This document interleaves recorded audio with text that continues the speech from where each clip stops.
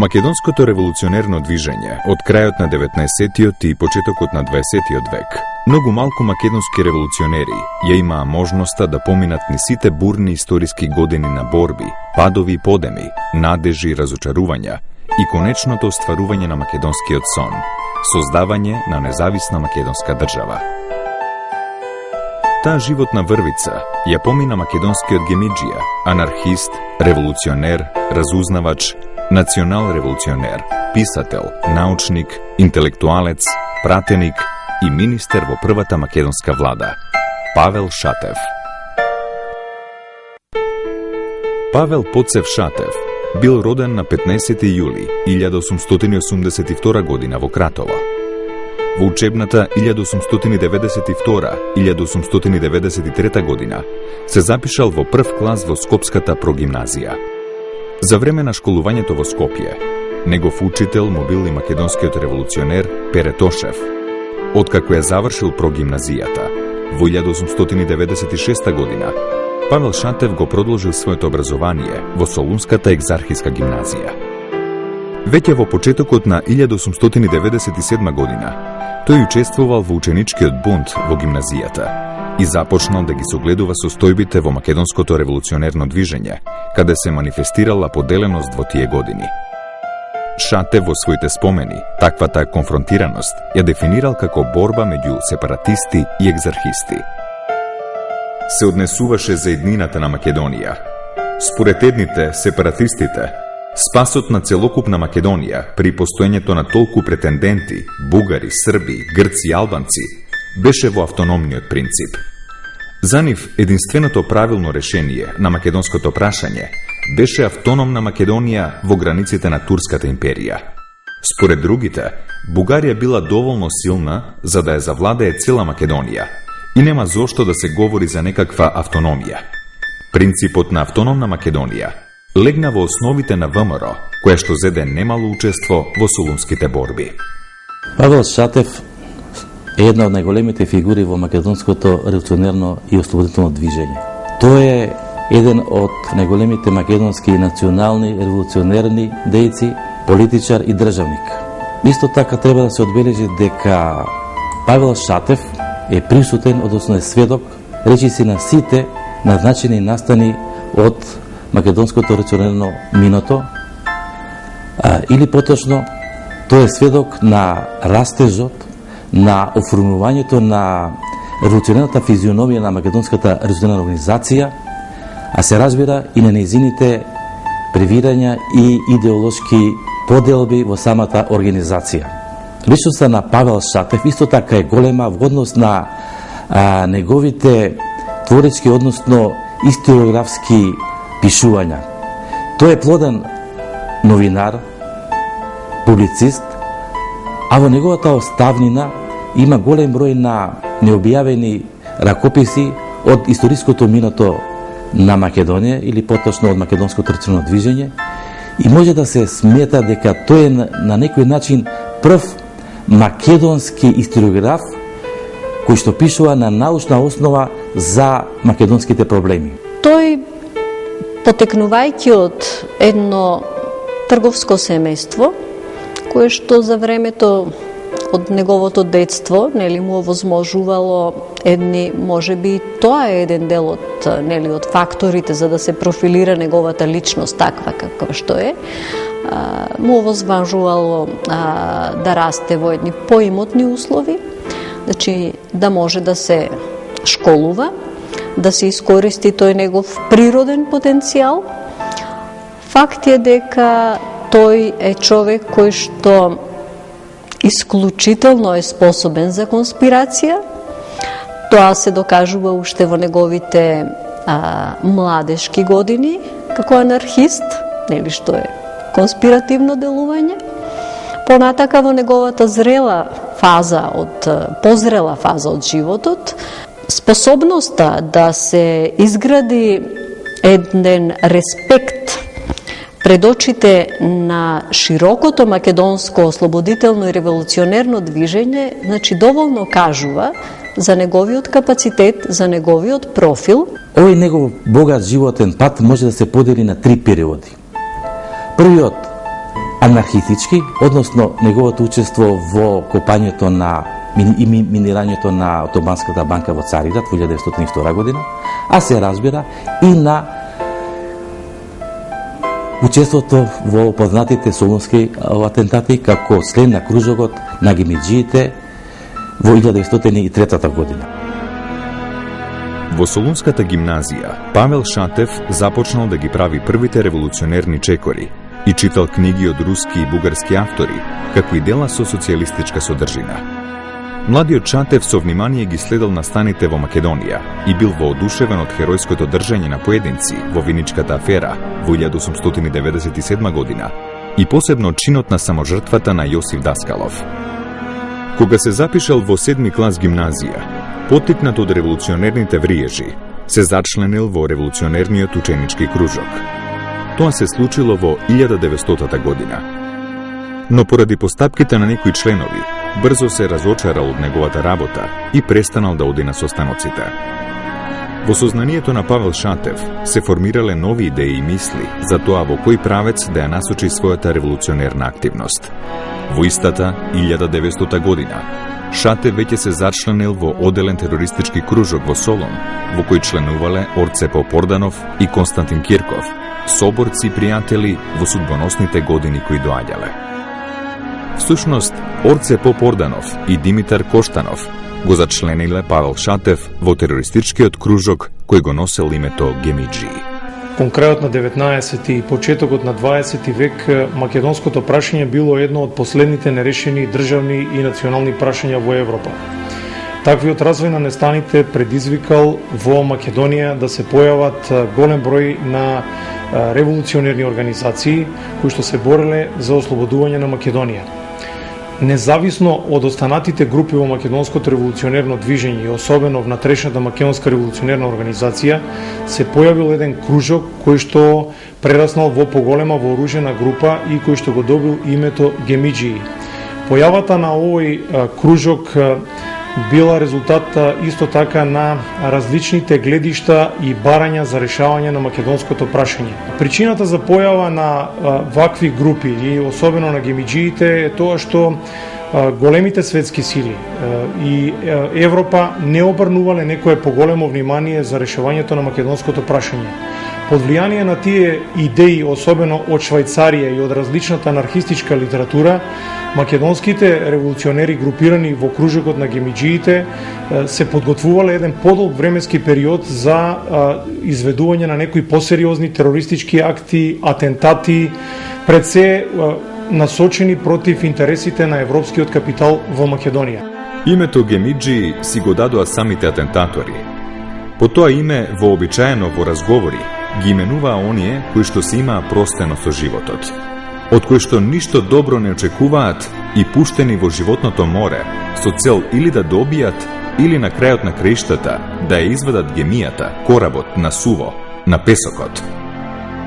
Павел Шатев, уште од самиот почеток воодушевен со ваквиот начин на борба, активно се ангажирал во подготовките за акции на кружокот.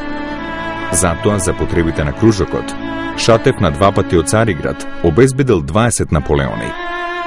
Кружокот на гемиџиите започнал со интензивни подготовки за некоја крупна терористичка акција, која ќе биде изведена во некој од поголемите градови во Македонија.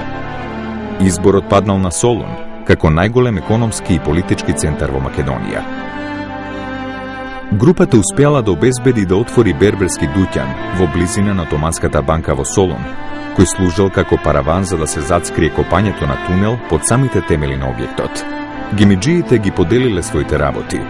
Орце Попорданов, Павел Шатев и Димитар Коштанов учествувале во копањето на тунелот, додека Владимир Пингов и Илија Трчков, исто така членови на кружокот, работеле во берберницата и внимавале да не се открие целата завера од турската власт. Копањето на тунелот започнало во јули 1900 година. На почетокот работите оделе многу добро, се до моментот додека заговорниците не утврдиле дека отишле во погрешен правец, на што ги опоменал Попорданов. Покрај погрешниот правец во копањето, на револуционерната група им се појавил уште еден проблем – опасноста од рушење на тунелот поради влажната земја. Затоа во еден момент гемиџиите употребили цемент за да го зацврстат сводот од тунелот и да го спречат уривањето на земјата. Во исто време, додека се одвивале подготовките за атентати во Солун, гемиџиите ги координирале своите активности и со цариградската група на револуционери-анархисти, предводени од Славе Мерџанов, кој исто така подготвувал динамитен атентат пред Централната банка во Цариград. За потребите на групата на Мерџанов, кон крајот на јули 1900 година, во Цариград заминал Павел Шатев. Таму се сретнал со тројца револуционери-анархисти, кои ја организирале работата со Цариградскиот тунел: Петар Манџуков, Славе Мерџанов и Петар Соколов. Заговорниците се договориле да работат на смени, за да се забрза работата со копањето на тунелот. Први со копање започнале Манџуков и Шатев под извонредно тешки услови. Условите под кои го копавме тунелот беа многу мачни и тешки, но храбрени од преземената акција, ние ги поднесувавме со радост и веселба сите маки и опасности. Копањето, вадењето на земјата, како и незиното поставување во сандаците и ред други тешкоти кои што одеа со тоа, ние не ги чувствувавме. Важното за нас беше да се дојде до еден резултат, да се реализира планот за разрушувањето на зградата на банката.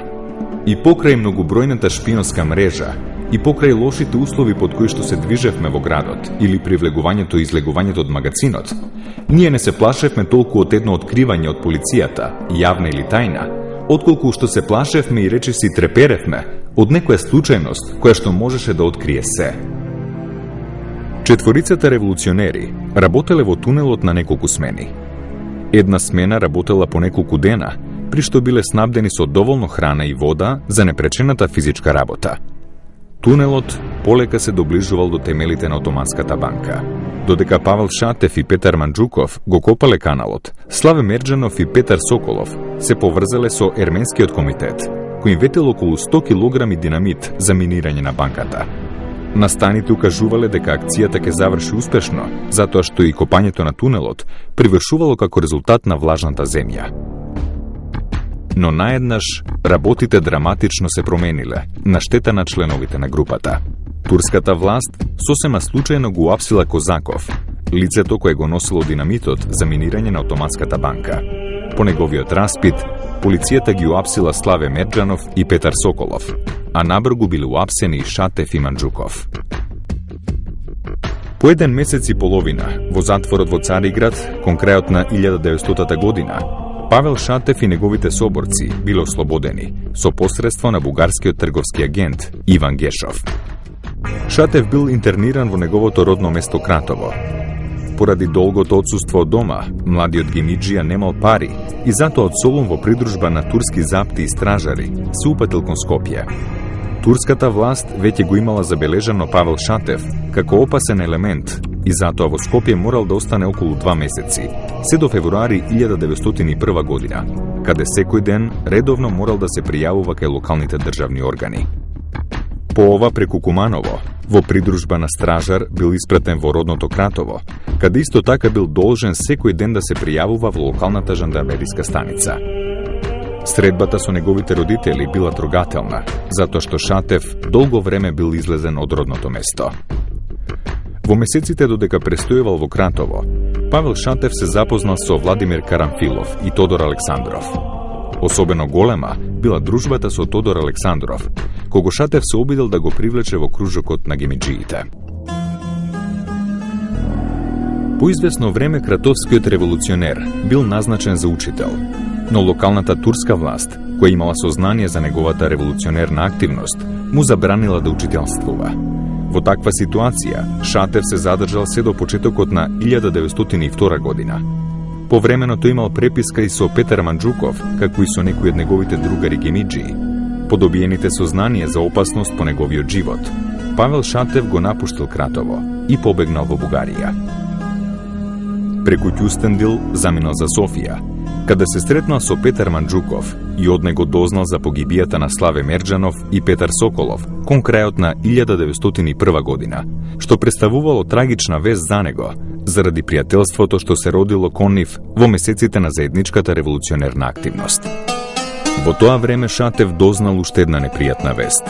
А тоа било откривањето на тунелот под Отоманската банка во Цариград од страна на турската власт, што се должело на едно запленето писмо до Централниот комитет на ВМРО во Солунската провала од 1901 година.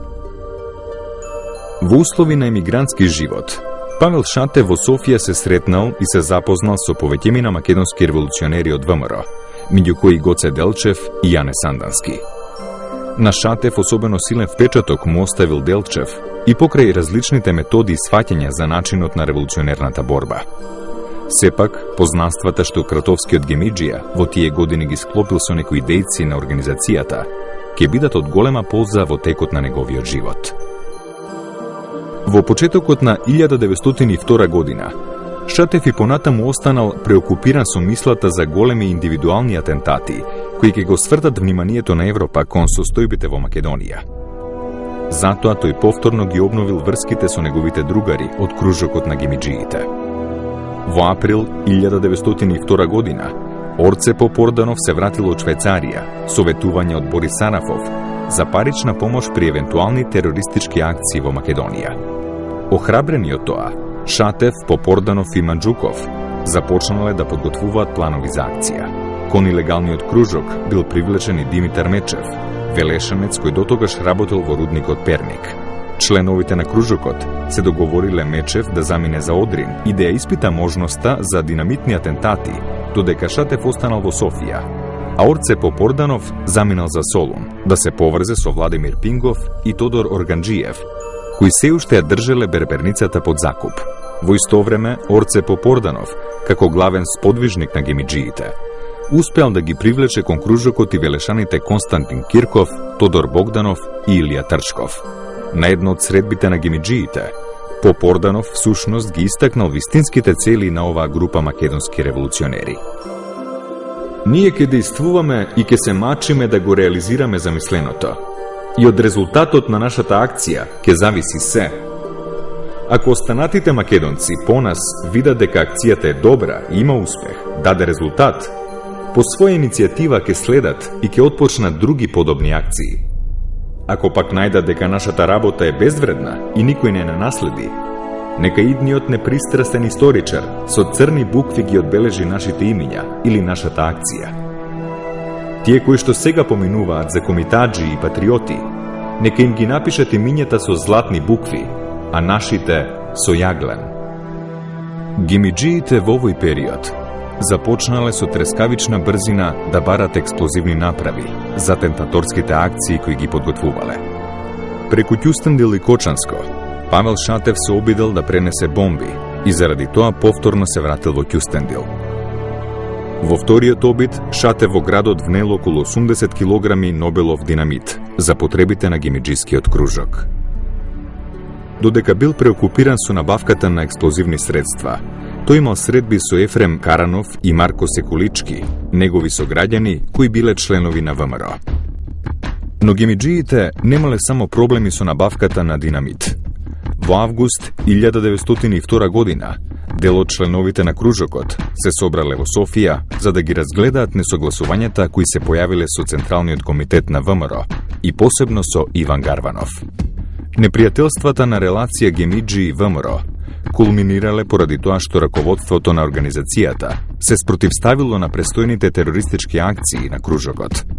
За надминување на недоразбирањата била остварена средба помеѓу Гоце Делчев и Орце Попорданов, на која последниот истакнал дека кружокот ќе се одмазди ако некој нивни член биде ликвидиран од страна на атентатори на ВМРО. Гоце Делчев, од име на организацијата, побарал смирување на тензиите. Односите биле на релација ВМРО-Гемиџи во принцип топло, односно студено.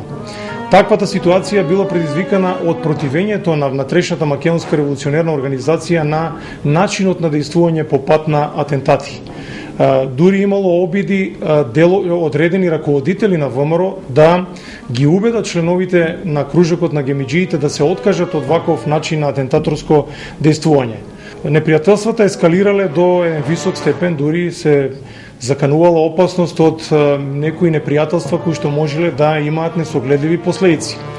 Гоце Делчев како еден од раководителите на внатрешната македонска револуционерна организација се обидел да посредува да се смират тензиите, но сепак тоа било само од привремен карактер. Значи имаме две суштински разлики помеѓу начинот на борба на гемиџиите и на внатрешната македонска револуционерна организација.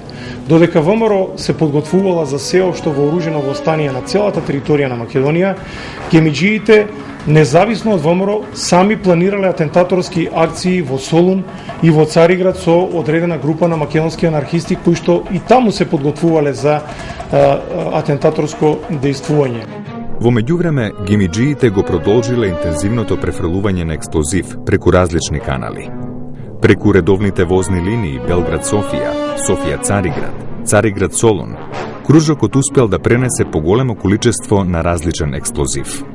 Динамитот се превезувал на повеќе начини, преку тегли, буриња и во купињата од вагоните.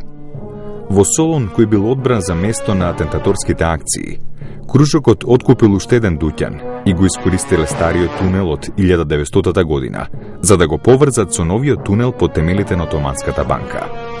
Во почетокот на 1903 година, Борис Сарафов преку Марсејското пристаниште во Франција испратил до пристаништето Деде Агач околу 1000 килограми експлозив за потребите на гемиџиите, кој бил складиран во буриња.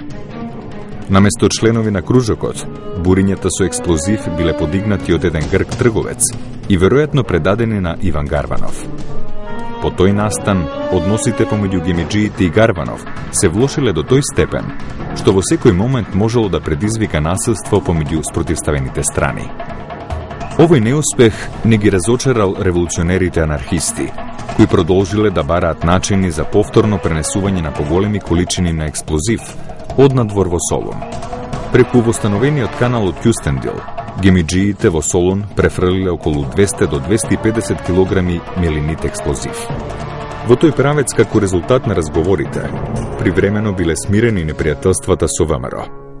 Како надокнада на исчезнатиот експлозив, ВМРО се обидела да им додели некоја сума парични средства на Шатев и неговите соборци.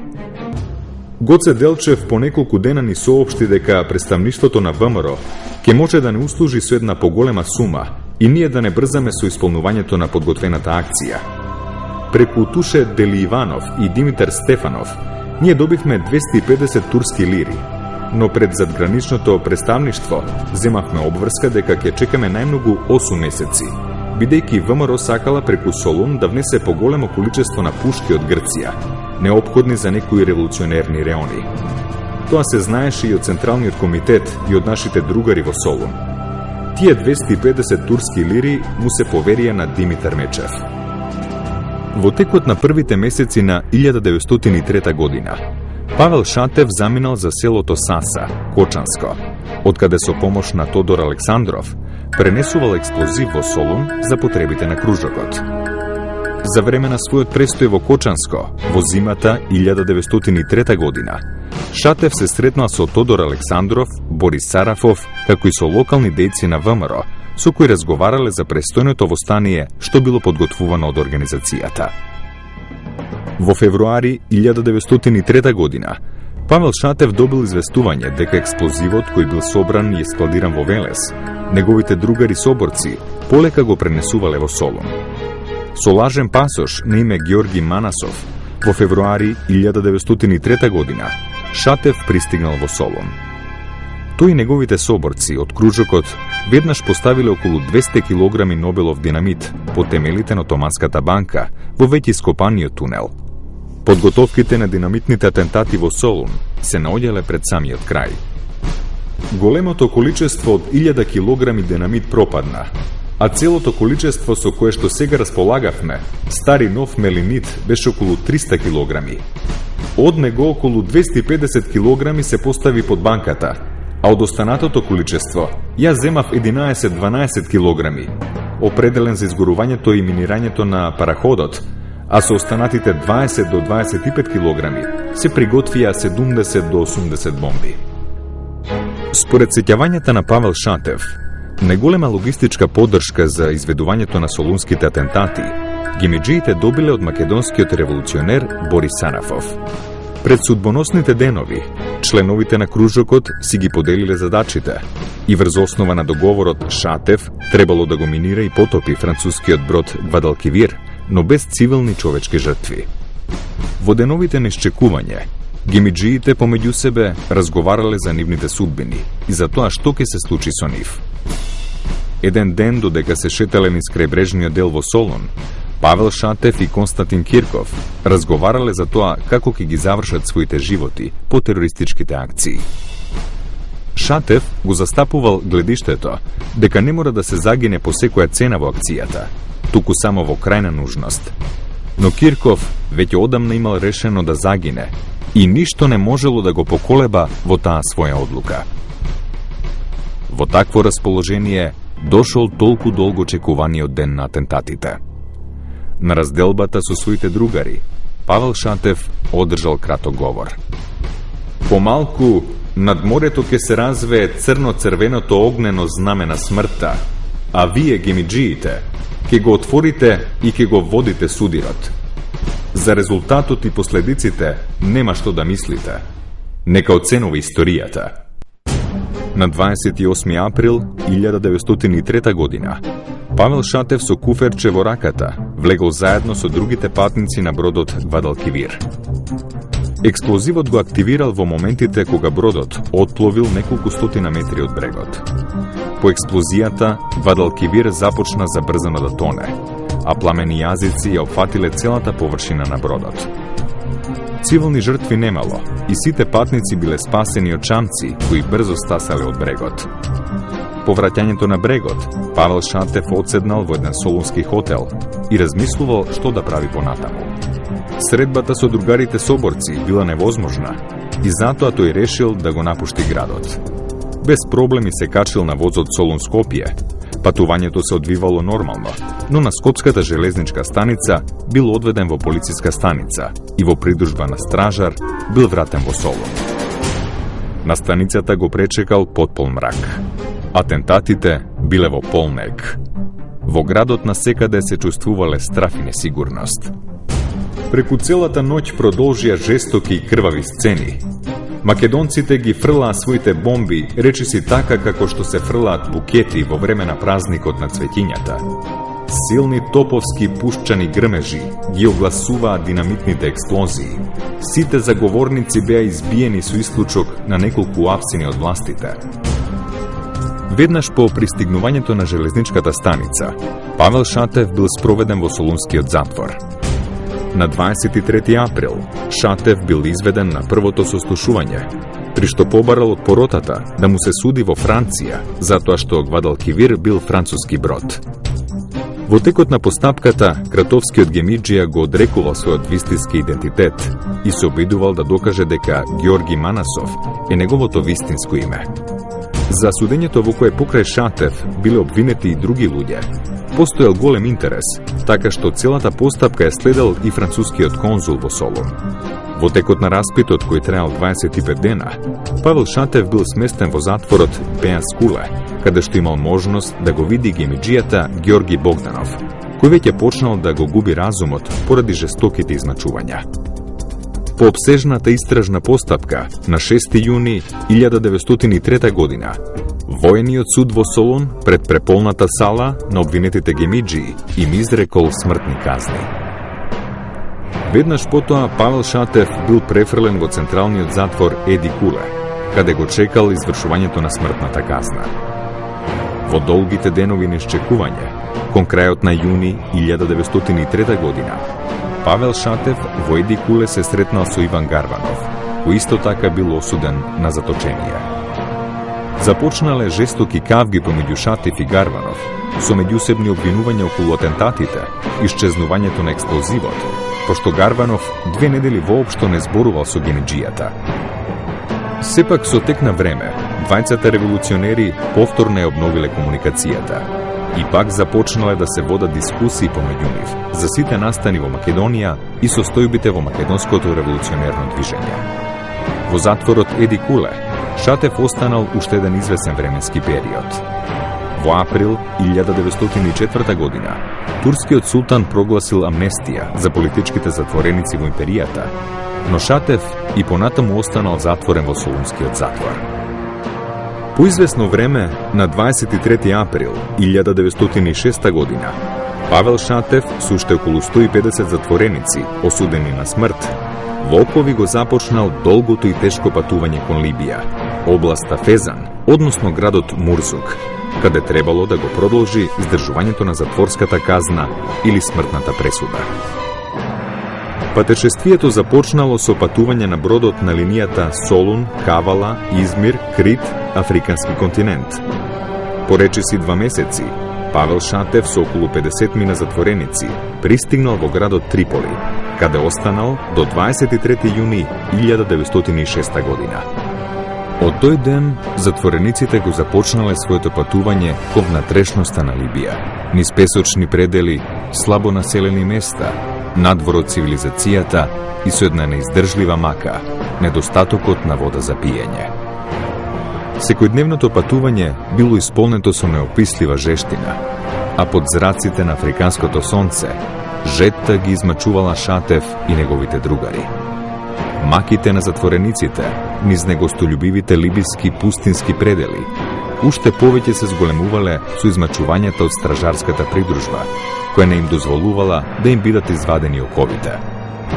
Затворениците се одморале само во некои мали населени местенца, колку да се наполни вода, но и таа била со лош квалитет, горчливо солена. Камилите биле единствениот сигурен патоказ во непрегледната либиска пустелија и само благодарение на нивната издржливост, групата на неколку пати се спасувала од сигурна смрт. По 31 ден патување, на 24. јули 1906 година, Павел Шатев со останатите затвореници пристигнал во затворот во градот Мурзук. Животот во затворот изминувал монотоно, без некои позначајни случувања, со слаба исхрана и неквалитетна вода за пиење. Во февруари 1908 година, од лошите услови за живот во затворот, починал еден од гемиджиите, Марко Бошнаков. Во јуни 1908 година починал и најмладиот член на кружокот, Милан Арсов. Во текот на јули 1908 година стигнала една вест која внела светлина во душите на затворениците и на самиот Шатев.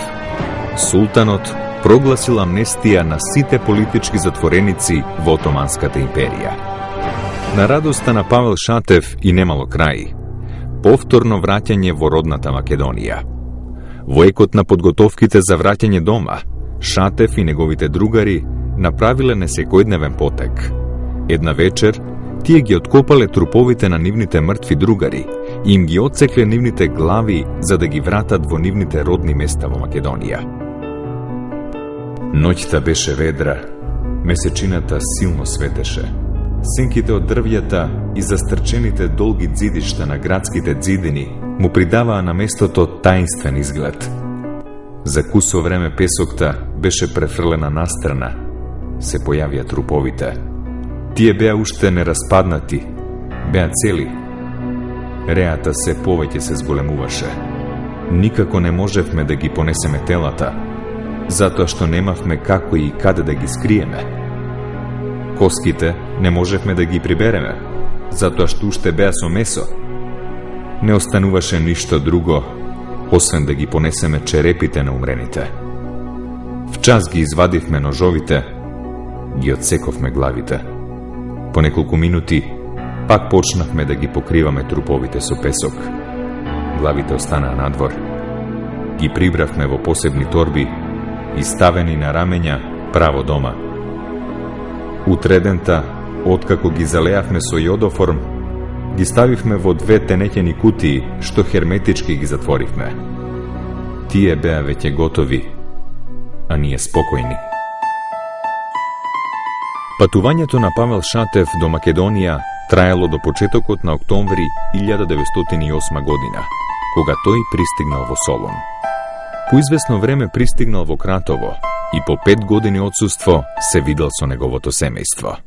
По враќањето од заточение започнала нова фаза од животот на Павел Шатев.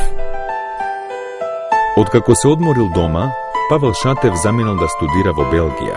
каде на Универзитетот Либер дипломирал право, а подоцна станал и доктор на правни науки, со што го достигнал зенитот на своето образование.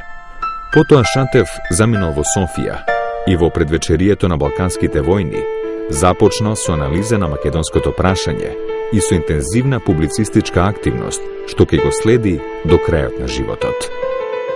За време на Првата светска војна, Павел Шатев бил мобилизиран во бугарската војска и служел во штабот на армијата во Ниш како високо образован правник.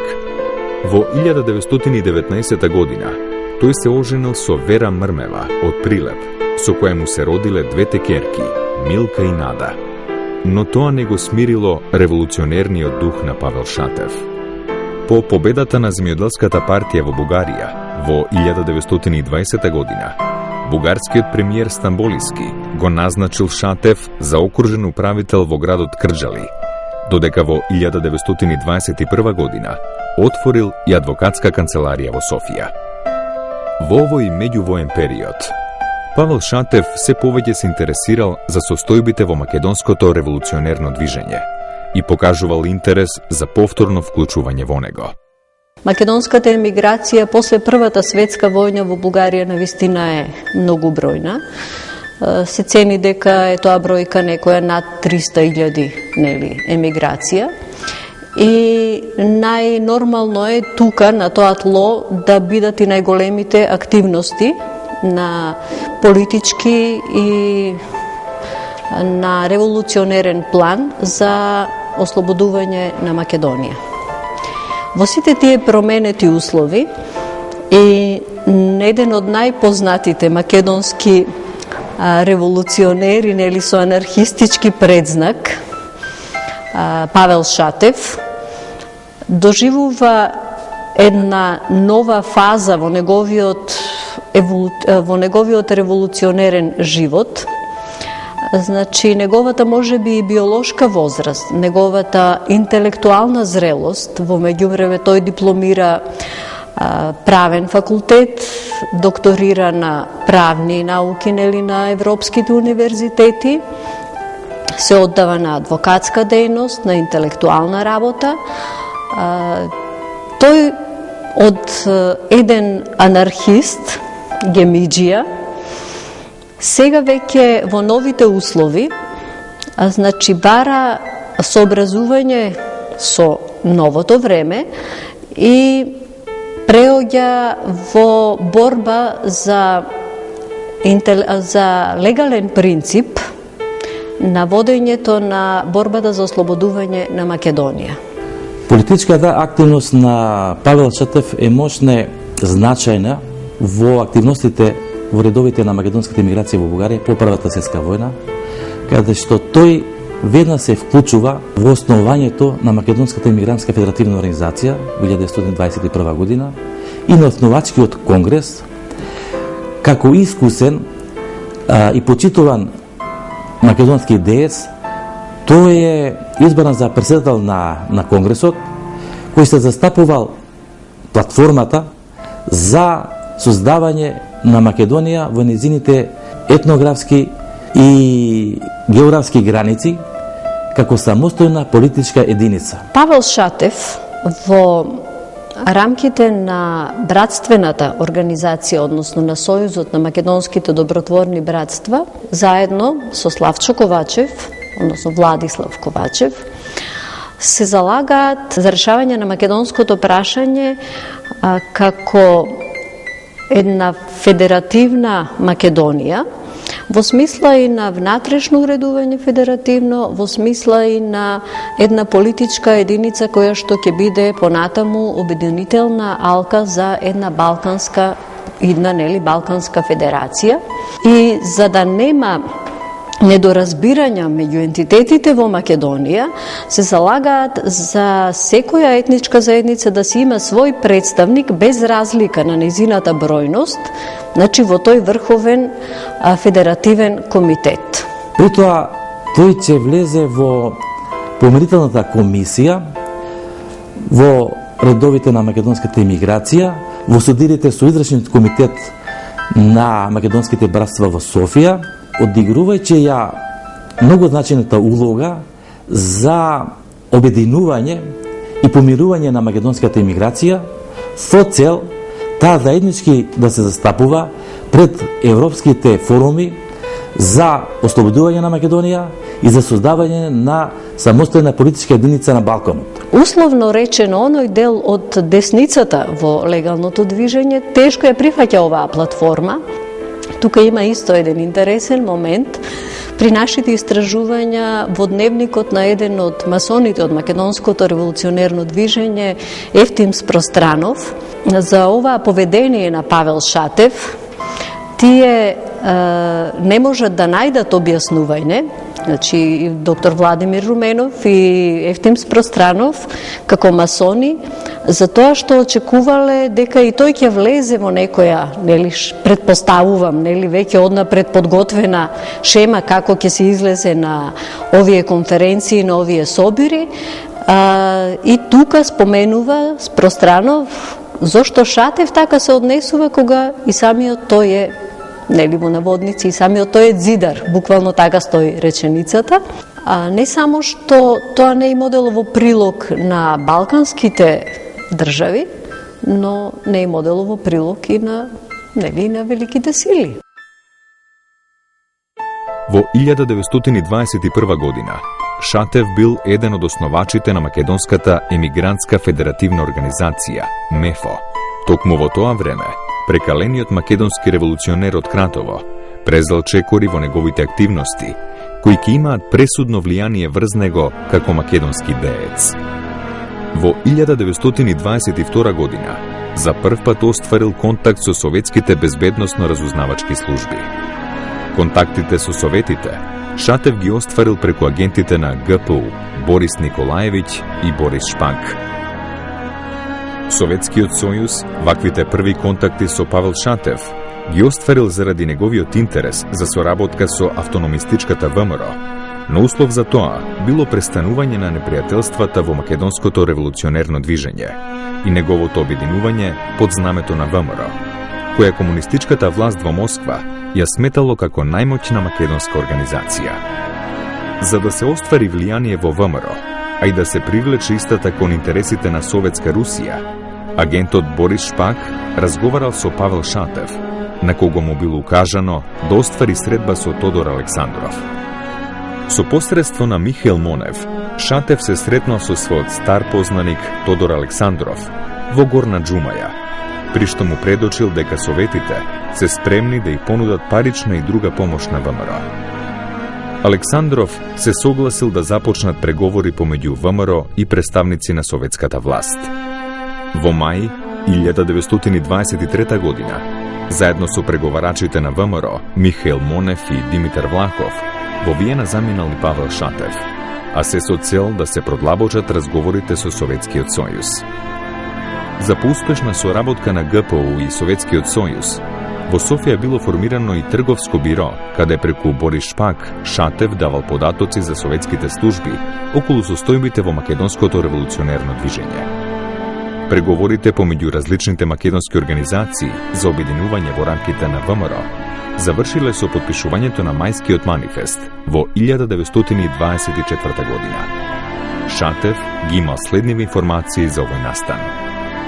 Кога отидов кај Черски, тој виде што човек сум и разбра дека од марксизмот абер немам, ами дека сум национален деец. Го прашав дали е вистина, како што се раскажува во Бугарија, дека кога Тодор Александров бил во Виена за разгледување и подпишување на манифестот, тој, Черски и Влахов се држале арогантно поради што Александров бил навреден. Го укориле за убиството на Стамболиски и на други во Бугарија и му префрлиле што тој не се спротиставил на владата на Цанков. Черски ми рече дека тоа не е вистина, дека тие биле коректни спрема Тодор Александров и дека тој сам своерачно внел исправки во манифестот, а ги ополномоштил Протогеров и Чаулев да го потпишат манифестот, откако тој ќе се препише чисто, без поправки. Но бидејќи тоа не станало веднаш, Александров заминал во Лондон, за да го чуе таму мислењето за овој документ. По убиството на Тодор Александров, есента 1924 година, поради опасноста од физичка ликвидација, Павел Шатев ја напуштил Бугарија, и преку Турција заминал за Виена.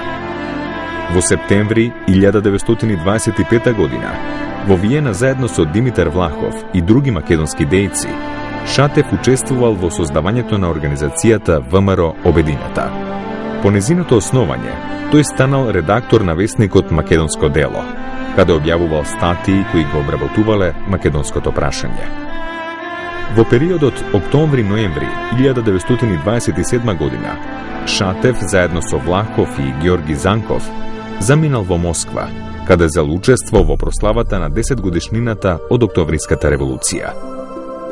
Во исто време Павел Шатев ги продолжил врските со Советскиот сојуз, но од друга страна се зголемувале неговите несогласувања со Димитар Влахов, кој според него ја претворил ВМРО Обединета во класична лево-ориентирана класна организација, за разлика од неговите национал-демократски гледишта.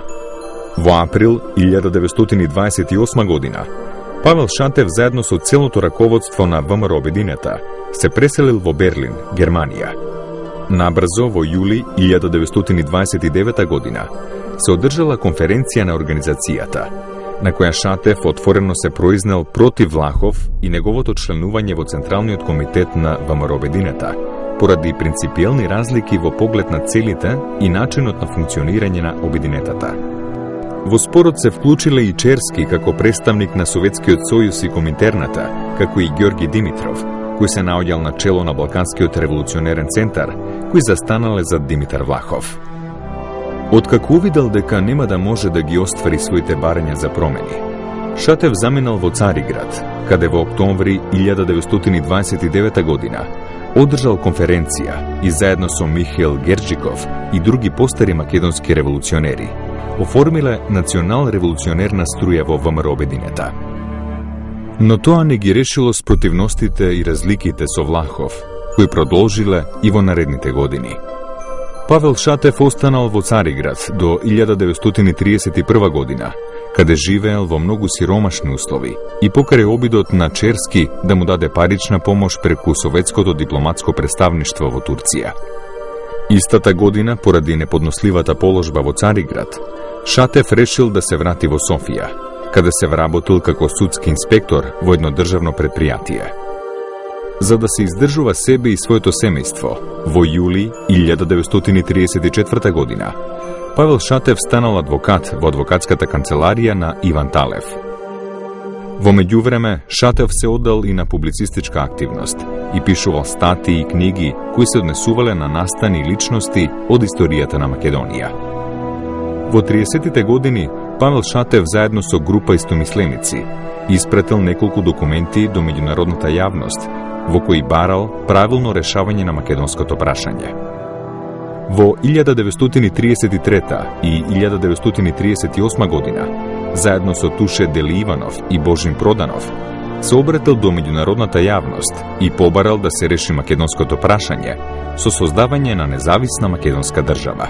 Во овој период тој се јавува со 3 значајни меморандуми. Првиот е во 1938 година во едно известување наречено од македонската јавност до светското општествено мислење, каде што тој се залага за остамостојување на Македонија во последна држава на Балканот или поточно за самоопределување на македонците во своја сопствена држава. Понатаму во 1940 година тој заедно со Петар Шанданов и со Тодор Павлов се јавува со меморандум, или поточно тој е потписник, односно изготвувач на тој меморандум, до владата на Советскиот сојуз, значи до президиумот на Врховниот совет на Советскиот сојуз, каде што тој заедно со потписниците се залагаат Советскиот сојуз да помогне во решавањето на македонското прашање, односно во создавањето на една посебна македонска држава на Балканот, исто така како што тоа било решено во Советскиот сојуз, односно самоопределување на македонците во своја сопствена држава. И третиот меморандум, всушност тој представува апел на македонците од Бугарија во септември 1944 година, каде што тој заедно со голем број на македонски прогресивни дејци ги повикуваат македонците, односно емигрантите кои што живееле во Бугарија, да се приклучат кон македонската ослободителна борба, не само да ја дадат својата поддршка, туку и активно да се вклучат во оружените единици на македонската војска. Настаните од Втората светска војна го затекнале Павел Шатев во поинаква ситуација, како советски разузнавач. Во услови кога било прашање само на време, кога и Советскиот сојуз ке се вклучи во војната, тој собирал и испраќал разузнавачки податоци за движењата на војските на Третиот рајх. Балканскиот Зорге, како што бил наречен Шатев, успел да го дозна и датумот за напад на Германија врз Советскиот сојуз, зашто навреме ги алармирал безбедносните служби на владата во Москва. Пред да се објави војната меѓу Советскиот сојуз и Германија, седев сам во кафеаната Цар Ослободител, што се наоѓа во истоимената улица во центарот на Софија. До мене седна Георги Петров, собственик на кафеаната и познат како германски соработник, и почнавме да зборуваме за германско-советските преговори, што тогаш се водеа. Без да го прашам, ми рече дека преговорите биле прекинати и дека ќе дојде до војна. Му реков дека не верувам и дека мислам оти тие ќе најдат начин да се спогодат. Ова му го реков намерно. Се сеќавам, беше вторник претпладне. За да си придаде важност, сметајки ме за наивен и за да биде поуверлив, ми рече дека војната ќе биде објавена најдоцна до недела. Јас останав рамнодушен. Потоа некој го извика и го прекинавме разговорот. Откако излегов од кафеаната, размислував дали ова нешто да и го јавам на Москва. Не сакав да испратам информација за да не ме сватат како алармаджија. Така се колебав ден-два и најпосле решив сепак да им јавам. Во телеграмата што ја испратив, објаснив од кој и каков човек сум го дознал ова. И на вистина во неделата германците објавија војна. Ваквите разузнавачки активности во корист на Советскиот сојуз не останале незабележани од бугарската полиција, која во ноември 1941 година, по извршениот претрес во неговиот стан, го интернирала во логорот Гонда Вода, кај Асеновград, а потоа во логорот Еникјој. Во јуни 1942 година, заедно со повеќе бугарски и македонски комунисти, антифашисти, бил изведен на судски процес во Софија. Благодарение на залагањето на Симеон Радев, дипломат, македонски деец, Павел Шатев ја избегнал смртната казна и бил осуден на 15 годишна робја во затворот во Хасково. По државниот преврат во Бугарија од 9 септември 1944 година, Шатев бил ослободен од затвор и од тогаш започнал неговиот ангажман во создавањето и изградбата на македонската држава, која била федерална единица во Југославија. Во септември 1944 година учествувал во создавањето на бригадата Гоце Делчев и заедно со Христо Калајджиев, Ангел Динев и Мире Анастасов се вклучил во изградбата на институциите во Федерална Македонија.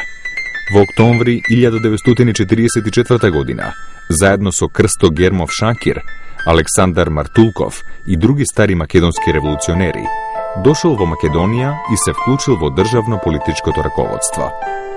Поради своето богато револуционерно искуство и високото образование, Павел Шатев бил кооптиран за член на АСНОМ, а на второто заседание на АСНОМ и за член на највисокото тело, Президиумот, кој имал ингеренции на привремена македонска влада. Во почетокот на јануари 1945 година, Шатев бил избран за председател на Комисијата за утврдување на злосторствата на окупаторот во Македонија, при што се залагал за праведни судења на сите обвинети во судските процеси. На 16 април 1945 година, искусниот и прекален Гемиџија и македонски револуционер бил избран за министер за правосудство во првата влада на Федерална Македонија. Веќе по една година започнале да се чувствуваат обидите за отстранување на Павел Шатев и негова маргинализација во повојното македонско општество. Во април 1946 година Шатев бил избран за подпредседател на Президиумот на АСНОМ, со што морал да се откаже од министерската позиција. Тоа бил првиот знак за отстранување на прекалениот македонски револуционер.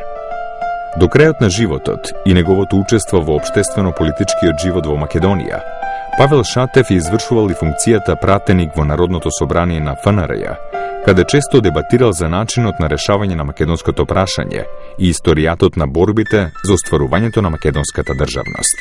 Значи, ова е период во кој се уште позицијата на Павел Шатев, неговиот огромен авторитет и беше потребен и ова зацврстувањето на комунистичката власт во Македонија се базираше врз користење на авторитетот на еден Шатев и на таа плејада македонски револуционери, бидејќи Лазар Колишевски беше една непозната личност во Македонија. Тој доаѓа 44 година, од 41 до 44 година во Бугарија, бил непозната личност. Дури Јосип Брз Тито до 43 година не е познат во Македонија.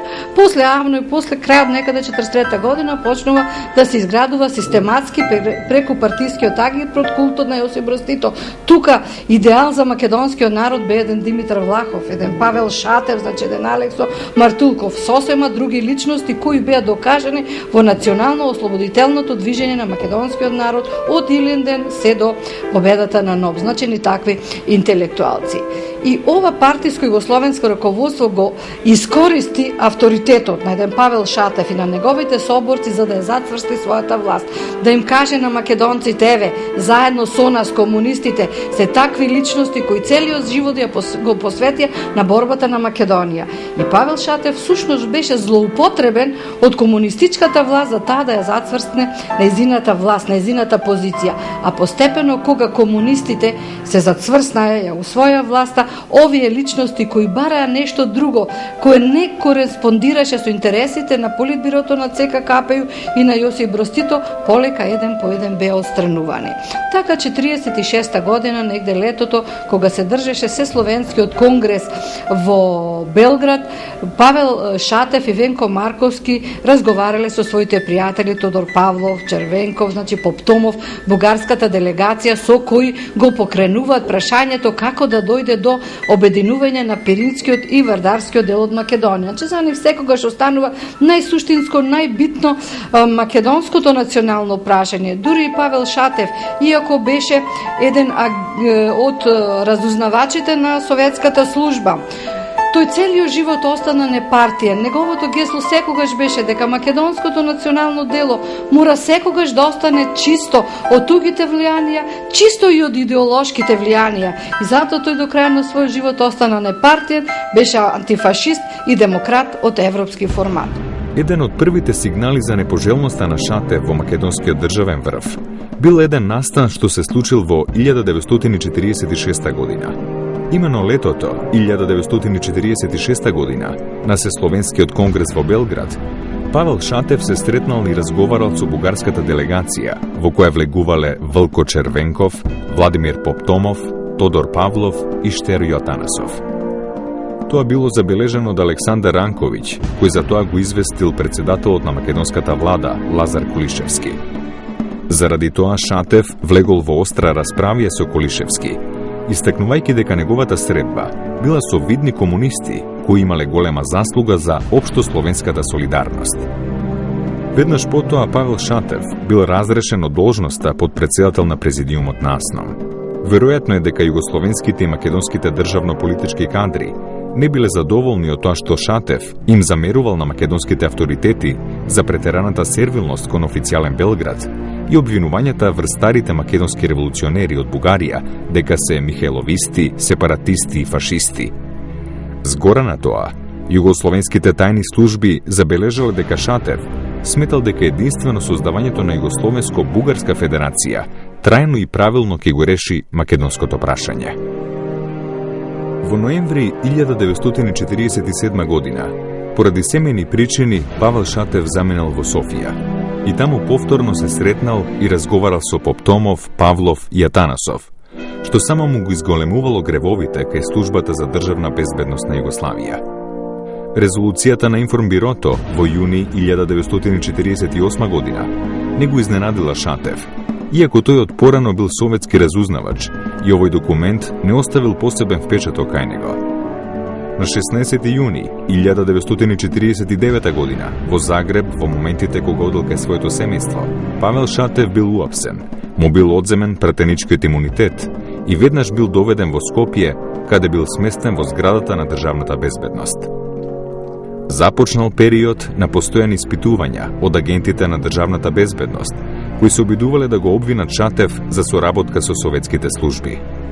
Во истражниот затвор во Скопје, Шатев бил задржан 11 месеци, а потоа бил интерниран во Битола. Овде, Гемиџијата бил ставен во своевиден домашен затвор, иако имал право слободно да се движи и во надворешни услови, во Чекор бил следен од агенти на државната безбедност. Всушност, и сиромашната и трошна куќа во која Павел Шатев бил сместен, била во собственост на тајните служби. Сместен во мизерни услови, без доволно храна, огрев, облека и неопходната нега, Павел Шатев, кој бил во поодминати години, се повеќе слабел и го губел и така кревкото здравје. Во едни такви услови, поради влошеното здравје, Шатев бил примен во Битолската болница, каде пред смртта го посетила и неговата сопруга. Ноќта, меѓу 29 и 30 јануари 1951 година, починал легендарниот борец, револуционер, гемиџија, анархист Павел Шатев. Погребот се извршил во присуство на неколкумина негови најблиски роднини сопругата. Тој умре во изолација, а нечујно искришу не само од своето семејство, туку и од македонската јавност, исто како што тивко, мирно и спокојно го напушти запалениот брод Гвадалкивир во Солун при извршените атентати во 1903 година. Павел Шатев, кој животот го посвети за слободата на Македонија, како врвен интелектуалец револуционер, се бореше не само со бомби и динамит, туку и со силата на пишаниот збор. За Шатев останале напишани десетици статии во весници, книги, мемуарска литература, декларации, апели, манифести, кои го обработувале историјатот на македонското револуционерно движење и го детерминирале карактерот на македонското прашање и целите на децениската борба на македонскиот народ за создавање независна македонска држава. Најпознат му е мемуарскиот труд Солунскиот атентат и заточението во Фезан, статии во весници кои се однесуваат на животописот и делата на македонските револуционери Ѓорче Петров, Гоце Делчев, Борис Сарафов, статии за генезата на македонското прашање, односот на големите светски сили кон Македонија, состојбите во Југославија и Бугарија и нивниот однос кон македонското револуционерно движење. Творечки опус достоен за почит. Павел Шатев речиси 5 децении активно учествувал во борбите за ослободување на Македонија. Неговиот животен пат бил исполнет со премрежија, заточенија, револуционерни борби со анархистички идеи, национал-револуционерни стремежи, разузнавачки активности во полза на Советскиот сојуз, легални и илегални борби, високи позиции во ослободената федерална македонска држава. Шатев е личност која ги помина сите фази и етапи на македонската револуција. Како и многумина стари револуционерни кадри, новото македонско државно раководство со недоверба гледаше кон него и чекаше поволна прилика за негова елиминација. Шатев е типичниот пример за уништувањето на македонската интелигенција по војната, која беше носител на линденските идеали, чии стремежи се судрија со концептот на југословенството, кој во име на паролата за заедничка држава го уништи јадрото на македонските национални сили. Повеќе од јасно беше дека вештачки монтираните обвиненија не можеа вечно да го држат светлиот лик на македонскиот гемиџија во темнината на историјата. Независната македонска држава од 1991 година ги врати на заслуженото место генерациите на македонски револуционери, кои се вградија во темелите на современата македонска држава. Павел Шатев го зазеде достојното место во пантеонот на македонските херои.